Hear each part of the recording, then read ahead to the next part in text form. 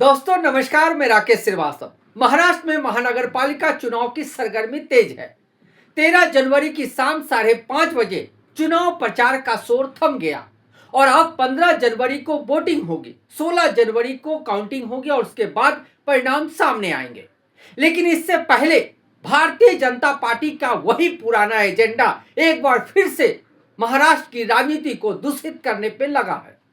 दरअसल लाडली बहन योजना के तहत जो 1500 रुपये महिलाओं के खातों में दिए जाते हैं, उन पैसों को पिछले 3 महीने से रोक कर रखा गया था और आरोप है, शिवसेना उद्धव ठाकरे गुट के नेता आदित्य ठाकरे का आरोप है कि यह पैसे इसलिए रोक के रखे गए थे ताकि चुनाव से एन पहले इन पैसों को बांटा जा सके। अब 14 जनवरी को इस पैसों की जो किस्त है महिलाओं के खाते में पहुंच रही है। इससे पहले कांग्रेस की तरफ से चुनाव आयोग में इसकी शिकायत दर्ज कराई गई कि यह सीधे तौर पे वोट खरीदने का एक एजेंडा है। चुनाव से एन पहले महिलाओं के खाते में जिस तरह से पैसे बांटने की बात सामने आई है, उससे वोटिंग प्रभावित हो सकती है। उसके बाद चुनाव आयोग जो बिहार में आंखें बूंद कर बैठा हुआ था और कई और राज्यों में जहां पैसे बांटकर चुनाव जीते गए, वहां आंखें मूंद कर बैठा गया रहा। उसकी छीछालेदर इतनी हो चुकी थी कि अब चुनाव आयोग की नींद खुली है और नींद इतनी भरी ही खुली है कि उसने फरवरी महीने के जो पैसे दिए जाने थे उसे जनवरी महीने में जो दिया जाना था उस पर रोक लगा दी है। लेकिन जो जनवरी महीने में आखिर में दिया जाना था उसे 14 जनवरी को जो पैसे दिए जा रहे हैं उस पर रोक लगाने से चुनाव आयोग ने इनकार कर दिया है। यानी चुनाव आयोग की आंखें तो खुली है, लेकिन ऐसा लगता है कि आंखें आधी ही खुली है, आधी बंद रखी है, क्योंकि जो पैसे जनवरी के आखिर में मिलने थे वो पैसे 14 जनवरी को मिल रहे हैं। इस तरह से 15 जनवरी को वोटिंग होनी और 14 जनवरी को महिलाओं के खाते में पैसे पहुंच रहे हैं। भारतीय जनता पार्टी की तरफ से पूरी प्लानिंग ये की गई थी कि जो पैसे फरवरी महीने में मिलने थे उसे भी 14 जनवरी को ही दिए जाए और इस तरह से बड़ी संख्या में महिला वोटरों के पास भारतीय जनता पार्टी पहुंचना चाहती थी। लेकिन कांग्रेस ने इन मौके पर इसे लेकर सवाल उठाया और चुनाव आयोग का दरवाजा खटखटाया। उसके बाद चुनाव आयोग जो कई चुनावों में गहरी नींद में, कुंभकर्णी नींद में सोया था, वो थोड़ा सा जागा हुआ नजर आ रहा है, क्योंकि देश भर में चुनाव आयोग की जो छीछालेदर हो रही है, जिस तरह से चुनाव आयोग पे हर चुनाव को लेकर सवाल पैदा हो रहे हैं, उसके बाद ऐसा लगता है कि चुनाव आयोग को थोड़ी सी शर्म आ गई है और इसलिए उसने फरवरी महीने में जो पैसे दिए जाने थे वो 14 जनवरी तक देने पर रोक लगा दी और उन्होंने कहा है कि एडवांस में पैसे नहीं दिए जा सकते हैं। ये सीधे तौर पे चुनावी तंत्र का उल्लंघन है। शुक्र है कि कम से कम चुनाव आयोग को इतना तो पता चल रहा है कि चुनावी तंत्र का उल्लंघन हो रहा है, नहीं तो अभी तक ऐसा ही नजर आ रहा था। अगर बिहार की बात कर ले तो किस तरह से बिहार से में विधानसभा चुनाव से एन पहले महिलाओं के खाते में पैसे भेजे गए। इतना ही नहीं, चुनाव की वोटिंग के दौरान चुनाव दर चुनाव जितने चरण में चुनाव हुए उस हर चरण से पहले महिलाओं के खाते में पैसे भेजे गए।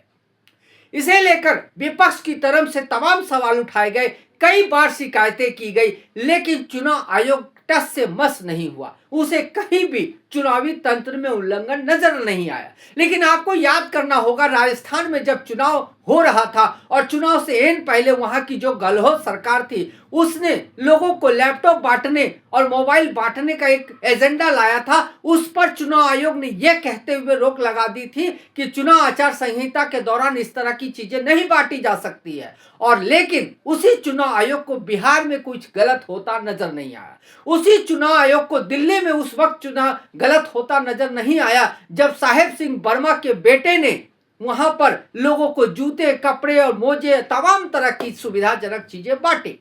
उस समय भी चुनाव आयोग चुप रहा। अब महाराष्ट्र में महानगर पालिका चुनाव से एन पहले यानी एक दिन पहले महिलाओं के खाते में पैसे भेजे जा रहे। ये पैसे जनवरी आखिर तक भेजे जाने थे, लेकिन भारतीय जनता पार्टी को वोट खरीदनी है और लोगों को प्रभावित करना है, इसलिए पहले पैसे भेजे जा रहे हैं। सिर्फ मसला इतना भर नहीं है। चुनावी तंत्र का ये खेल तो आपने समझ लिया, लेकिन चुनावी तंत्र के अंदर का एक और खेल ये चल रहा है कि महाराष्ट्र में महायुति की जो 3 दलों की सरकार है उनके अंदर ही फुटअव्वल शुरू हो गई है। एक तरफ अजीत पवार ने पुणे और पिंपरी चिंचवड़ में मतदाताओं के बीच साफ कर दिया कि अगर वो चुनाव जीत कर आते हैं तो मेट्रो और बस का सफर फ्री कर दिया जाएगा। और ये घोषणा करनी थी कि देवेंद्र फडणवीस परेशान हो गए और वो हर चुनाव में हर सभा में ये कहते फिर रहे हैं कि ये किसी भी तरह से पॉसिबल नहीं है। दरअसल अजीत पवार ने वो पासा फेंक दिया है जो पूरी चुनावी प्रक्रिया को पलट कर रख सकता है और लोगों को ये काफी हद तक प्रभावित कर सकता है। इसी वजह से देवेंद्र फडणवीस हर सभा में कहते फिर रहे हैं कि ऐसा संभव नहीं है। चुनाव में बहुत तरह की घोषणाएं की जाती है लेकिन मेट्रो और बस को पूरी तरह से फ्री करना ये किसी भी तरह से तार्किक नहीं है, क्योंकि मेट्रो में केंद्र और राज्य सरकार दोनों की हिस्सेदारी होती है।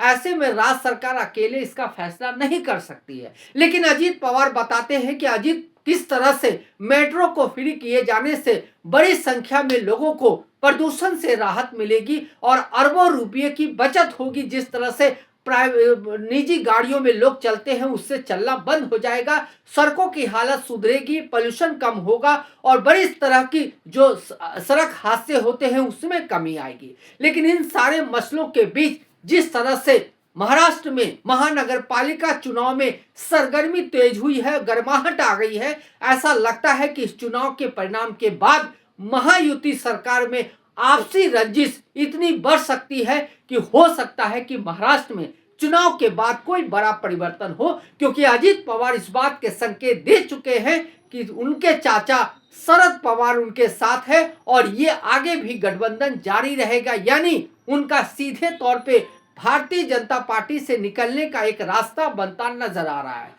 तो आने वाले दिनों में इस चुनाव के बाद क्या कुछ होता है वो देखना महत्वपूर्ण होगा। लेकिन फिलहाल जिस तरह से भारतीय जनता पार्टी ने इन चुनाव से पहले महिलाओं के खाते में पैसे भेजकर एक बार फिर से लोगों के वोट खरीदने की कोशिश की है, उसने लोकतंत्र को एक बार फिर से कमजोर कर दिया है।